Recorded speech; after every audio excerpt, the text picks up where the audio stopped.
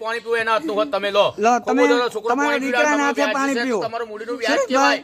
પીવો પાણી પીવો ખૂબ પીવો બાપ, તમારો હક છે. વ્યાજ છે તમારું મૂડીનું આ વ્યાજ. તમારી તમે મૂડી પાણી અને પીવો. વ્યાજ છે. પીવો તમે સુરેશભાઈ, ખૂબ તમારો ખૂબ હક છે. તમારા દીકરાના હાથે પાણી પી અને તૃપ્ત થાવ. તમારો દીકરો તમને વચન આપે છે તમારી પત્ની મીનાબેન ને હેરાન નહીં કરે, એની મમ્મી ને હેરાન નહીં કરે. બરાબર? જેટલું તમે પીવાય જરાય એટલું ચિંતા ના પગે કરો. લાગી તમને લેજો. જેટલું ભાવે એટલું પીવો. ભાવે એટલું તમને ના ભાવે ત્યારે ખોબો તમે તમારે હટાવી લેજો. ત્યાં સુધી જેટલું પીવાય એટલું પાણી પીને તૃપ્ત થાવ.